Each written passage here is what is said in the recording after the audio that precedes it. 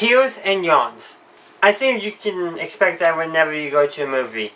The tears, because it's a Pixar film, and of course Pixar really does know how to make you tear up. The yawns, because the movie theater designs their seat in such a way to make you tired during the film, which I don't understand, but tears. That's the important part. And a good Pixar film seems to always make you tear up. And Toy Story 4 was no exception. I'm John Berry, and welcome to my review of Toy Story 4. So before I go in too far into my review, I'm going to kind of give you my general impressions and all that, spoiler free, so in case you haven't gone yet and you want to decide whether or not you are going to go. One, I recommend that you go. I enjoyed it. Some things I might have seen coming, but other things like one of the things I was like, I see this coming, but at the same time like, nah, they're not going to do that. Kind of like, almost like, the obvious and not obvious. Does that make sense? Like, this is not going to happen. Too unlikely, or this is so likely they're not going to do it. I experienced both those things, but I found it to be a good and enjoyable film, and I would recommend that you go see it if you have not gone so yet. So now let's go into spoilers. So the film opens up actually with a flashback sequence that is when, what's the word I'm looking for? So the flashback is set 9 years prior to the start of the film, or the main events of the film, and it shows what, when Bo Peep left. And because, if you saw the poster, you know that Bo Peep plays a pretty important part in the film. So they tell that story. And then the end of the film actually mirrors this, but in a different way. And what happens, like, basically what happened, we know how the flashback sequence was go because we've seen Toy Story 3, which is set after that. So we know what happened. We know that Bo Peep leaves and Woody stays. And the flashback sequence has it set up where, like, no, Woody is considering going with Bo Peep when she was being taken away, to a new family, that kind of stuff. And at the end, they mirror that exactly. It's pretty much mirrored precisely. Not quite, but it is mirrored at the end. You might be able to guess where it goes, but as I said, this is my spoiler section. But I did like that mirror, that parallel between those two scenes at the beginning and at the end, because they bookmark the film. So basically, the film explores the purpose of a toy. Lots of people I know are speculating maybe it's going to be exploring what it means to be a toy, why toys come to life. But it was a little bit what it means to be a toy, the purpose of a toy, that kind of thing. So, and I don't think there was any true villain of the film. Some people speculated there could be a twist villain, but not really. Everyone had solid motivations. There was no, lots of, where it pretends to be funny and then turns out to be the actual villain. No, it's just a bunch of toys, trying to find their place in the world. That is ultimately what this film is about. And of course, Woody is the center of this film, obviously. And of course, we explore a lot of other stuff, and of course there's Folky. And he, kind of what it means to be a toy as well, goes with that. But that is really where it explored in the film, and I think they kind of showed what it means to be a toy and what the purpose of a toy is essentially to make a child happy. That's always what they've kind of said throughout. But here it's shown that sometimes for some toys, it's not them themselves who do it. It's them helping other toys find a child to make that child happy. That is actually kind of a neat twist. A toy does not necessarily have to have a kid in order to make a child happy. They can help another toy find a child so that they can make the child happy as such. I really did kind of like that, and that's what happens at the end. Spoilers, but I've already told you spoilers a couple of times. warned you about them, that is. So yeah, so essentially what, I'm going to jump ahead to the end, but at the end of the film, Woody makes the choice to stay with Bo Peep and not return to Bonnie with all his friends. He stays with Bo. And then his new friends that he made during the adventures of the film, they work together. That's the best way. Yeah, work together. They work to help other toys find a child to make that child happy, and which was really kind of nice. The one character, Gabby, that doll. Woody does eventually give up his voice box so that she can have a working voice box so she can hopefully gain the attention of a child that she's seen every day in the antique shop, because that child's grandmother runs the antique shop and she wants to be played with by that child. It does not happen, and it really, first we're kind of here throughout the film. It's kind of shown that she just wants to make a child happy. She's never had a chance because her voice box was defective. And then the child that she thinks she's destined to make happy doesn't want her, and that basically breaks her heart. It's a very emotional scene. And then Woody resolves to then help her find someone. Initially, he thinks it's Bonnie, but the way over to get to Bonnie, Gabby sees another girl who's crying, who's lost, and that's the girl who she's destined to make happy. And it's that really nice scene, and that actually connects to, I think, how Woody realized his purpose is no longer to be the toy that makes a child happy, but to help other toys find a child to make happy. And that's what happens. We see this in the credits, because Pixar does I do like how they showed what Woody and Bo Peep and the other friends Woody made along the way, and his new friends, like what they're doing. I like them showing that, and it's different than a post-credit scene. But yeah, they do that and showing that a toy's purpose does not always have to be there for a single child. Sometimes it could be just helping other toys find a child, which I think is just neat. And then of course Buzz and Woody have to talk about conscious and inner voice, and Woody firmly grasps that his inner voice is conscious, is his thinking, that stuff, but Buzz is no, he's takes him a while because he keeps on going to his, not voice, the buttons that activate his voices, his sound effects, if you will, like Woody's posturing, and there's that, and so Buzz has not quite understand that the inner voice inside his head, not the voice that being a toy gives to him through a voice box or any kind of voicing mechanism you will find in a toy. Which is actually kind of neat in a way. He still, despite going through so much, he still has a lot to learn. And Woody has stuff to learn too, so his learning is more about, his place in the world.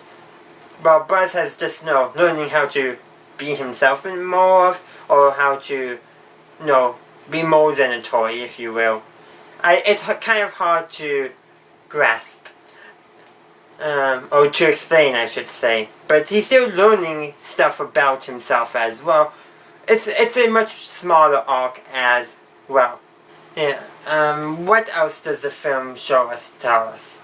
Oh, there's a lot. Oh, I should really talk about the animation. There's probably more story stuff I can talk about as well, but the animation. Man, has Pixar gotten good at animation. Just look at the humans. I'm not even talking about the toys, but the humans look so much more realistic than they did in the first Toy Story. Well, toys are kind of the limitations of the animation back when the first Toy Story came out was why the main characters were toys and not humans, because of that plastic look. Now, humans are, they're much more realistic. You can still see a bit of a plastic look, but you see them more in the films now. Now they're not so much the center of the story, though not the toys are still the center of the story, but the humans can fill a better or bigger role themselves, not just their presence, them being the owners of the toys, and they can fill a bigger screen presence and stuff, not necessarily story presence. Which is actually quite neat how an upgrading in technology allows such a thing to occur, but the focus is still on the toys, which I think is, of course, the best thing in Toy Story. Yeah. Oh, I should probably talk about the new characters. We got Duke Kaboom, we got two stuffed animal type toys, I forget their names, and then that a small little toy that Bo Peep has made friends with, I forget her name, but essentially, and they help Woody along his journey, and of course they all have figure out how they were to help and what's the right thing to do. They all have that kind of stuff going on. Oh, I should say the two stuffed toys, it was Buzz who dragged them into it, because it was a hilarious scene. Those two toys, like, apparently they don't want to act like regular toys in certain sense, because they always talk about we need to do something, and their plan is always involves somehow them revealing the fact that toys are alive to a human. It's like they keep on doing it, and it's just kind of crazy. And all the other toys are Buzz and Woody, Bo Peep are nope, we're not doing that. It's and it happens more than once. But I really liked, because they and Buzz were trying to get the key at one point in the film. I won't talk too much about that, but that does play into the larger story. Trying to get a key, and they were discussing, and then the keys just set right in front of them, and they're it was difficult, even though it was totally easy. It was just hilarious as it happened. It really was. But yeah, now I think talk a little more about the ending of the film itself. As I said earlier, it perfectly mirrors the flashback sequence where Woody essentially has to make a choice to stay with his kid. In the flashback it was Andy, but now at the end of the film it's Bonnie, or does he go with Bo Peep? In the flashback he stayed, but at the film's end he decides to go with Bo Peep. And as I said earlier, the flashback sequence was kind of neat, but also there's a reason why he could go with Bo Peep now and he couldn't do so earlier. His purpose as a toy, his role as a toy, was not yet fulfilled 9 years ago from when the film is set. Andy still needed him. Andy was still growing up. But now, Bonnie doesn't need Woody, and we saw that constantly. Woody was not one of her go-to toys at the start of the film. Yes, we saw earlier, but I think when looking for a cowboy to be a sheriff figure, Bonnie gravitated toward Jessie. It makes sense. Girls generally more identify with girls. That does happen. Not all the time, certainly, but it does make sense that she would gravitate towards those for a central figure. A lawman, or woman, I should say, Jessie would make more sense. And when Woody makes that decision to go with Bo Peep, he takes his sheriff badge off and hands it to Jessie, kind of officially transferring the role to her to be the sheriff, which I think is kind of neat. And of course, Woody and Buzz show a heartfelt goodbye, really heartfelt, and they're all Woody's friends, Slinky, Rex, Buzz, Jessie, Great, I can't remember his... the horse. From the one I've completed Woody's roundup. Bullseye, yeah. All hugging Woody, right before he goes, all that. And it's really tearful. It's a tearful goodbye. It really is. I teared up. I was also yawning, but that was because of the theater. Why do theaters have to make their seats so comfortable that you fall asleep in? But the film, The film is what shines through. But yes, it was a heartfelt goodbye. And no, it was how Woody can find his new purpose in life. Not to be there for Bonnie, but to help other toys find a kid to make happy. Which I think is quite neat, and he does that with Bo and his new friends, Duke of Boom, those 2 stuffed toys, and then that small little toy. So yeah, it's kind of, and of course, Bo Pete's sheep, whose names are, we find out, are Billy, Gruff Goat. And there's actually, the Billy Buff Goat, the Billy Buff Goat is actually a fairy tale.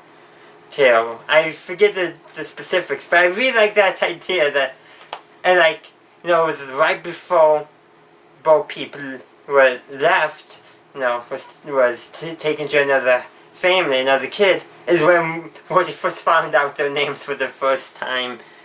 But yeah, it was really a heartfelt goodbye. And it felt like a truly proper and, oh, not proper, but it felt like a good conclusion to the film. Toy Story, a lot of people would argue, and rightfully so, that Toy Story 3 was an excellent conclusion to the trilogy, to the Toy Story films. But in a way, it wasn't. One, if you remember at the near the beginning of the film, you know, we learned that Bo Peep has gone, and Woody is, not quite over, you can see. Everything takes kind of a somber note when they mention that. We don't know why. But, and then, of course, the ending also seemed, was, they're ready to accept their fates in the furnace at the end of Toy Story 3, but they're rescued at the last minute, Deus Ex Machina style, and then they go on to be toys for Bonnie. Andy gives them to Bonnie. But but that seems like a good ending, but was it a good ending for Woody? He seems like he was there from the minute Andy was born, all the way to the point where Andy went off to college. He watched Andy really grow up, and now he's kind of lost his place in the world. He's not the leader among the toys among Bonnie's. One of Bonnie's older toys is the leader there, clearly. And Woody is struggling with that to a certain extent. But also, he's not a favorite toy anymore. Which I think he probably could live with that to a certain extent if he felt like he had a bigger purpose. He doesn't feel like he has a purpose, and you can tell. And when Forky comes along, I totally forgot to talk a lot about Forky. But when Forky comes along, he feels like he has a new purpose. He's identified that Bonnie is really attached to Forky, and he makes it his mission, his purpose, to make sure Forky will be there for Bonnie. And along the way helps Forky understands what it means to be a toy. And to a certain extent, Gabby Gabby even helps Forky, and Forky helps Gabby Gabby in their understanding of being a toy as well, which is quite interesting. But you can kind of see that Woody's role is now to be a mentor to other toys, and what he's doing now seems like he can mentor some toys, but he can also help those toys in other ways, not just mentoring them on how to be a toy. But you kind of see that he did, how he helped Forky understand that he was a toy is very different than the way he handled Buzz. Because remember in Toy Story, the first one, Buzz did not understand that he was a toy. And it really took Buzz a while to grasp that. What did it was seeing a commercial for the Buzz Lightyear action figure toy, and then trying to fly afterwards and his arm coming off. That's what did it for Buzz. But with Forky, Woody played a role. All he did with Buzz was yell, "You are not a toy!" I would put it, except I don't want to risk copyright, nor do I have the editing experience yet to do so. But regardless of my lack of ability to edit clips in, is that with Forky, he talks about being a toy, what it meant to him to be a toy. And of course, Forky is convinced that he's not a toy, that he's supposed to be trash. But eventually he does understand it, he does grasp it. And then of course and so that's really Forky's journey. He's learning to be a toy, and in a different way than Buzz learned to be a toy as well. And there's a lot of other hilarious bits in there, but I would like to end with this. Well, Toy Story 4 I think is going to be the end of the films. I really don't know how they could do a Toy Story 5. The only way, and I mean the only way they could do a Toy Story 5 would, or I should say a fifth film, would be, they would need to, this is I think the only concept left to truly explode. They explode what a toy is in the first one, kind of a little bit what it means to be a toy. That, all that stuff, the roles of toys, that all has been explored, and I don't think there's really any other way to go. But, what makes a toy, like literally what makes a toy come to life, that's the only thing that has not yet been explored in the film, even though the prevailing theory among nearly every person who supports the Pixar theory that human emotions are what brings toys to life. That has not been established in any films so far. None. Zippo. That's the only concept I think they really have to explore. And they do allude to, in the closing, they mirror the scene where Woody introduces Forky to the other toys in Barney's room. This time it's Jessie introducing a new toy that Barney made with essentially what would be like a plastic knife and a bunch of other scrap art supplies, very much like Forky. And then that's that new character whose name I don't know if they gave. They just says, "Why am I alive?" and Forky responds, "I honestly don't know," with a huge smile on his face. So that's like the only way they can explore it. But I don't know if they seek a fifth film chronologically will work. I really don't know. And nor do I really want, because one, Woody and Buzz, like the two main characters of the franchise, are split apart. Granted, it's always possible that in the Toy Story 5 they could always bring them together again somehow. But I don't know if that would work. Could they do a prequel? Well, Buzz would not be there, but I think a prequel would be a good way to go, because in Toy Story 4, it's mentioned that Woody is from the 50s, but he's only known Andy. So, he talks about how he watched Andy grow up and all of that. However, we know this is not set in the 50s, and this is set in like the 2000s, 2010s. We know that based off of technology, and I think there might have been a date somewhere in Toy Story 3.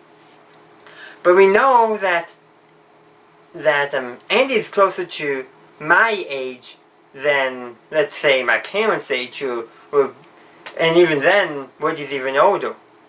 So prequel, because they talk about Woody, how Woody's past in a certain extent, how he was made in the 50s.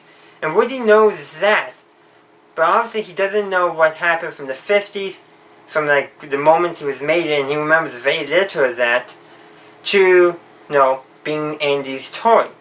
We got a lot of aerospace, if you will, a lot of gray space, like we don't know what that start part of Woody's life. That could be a potential film, a prequel. I don't know. If you watch the Super Coen Brothers channel, there is, what they believe is the most likely story.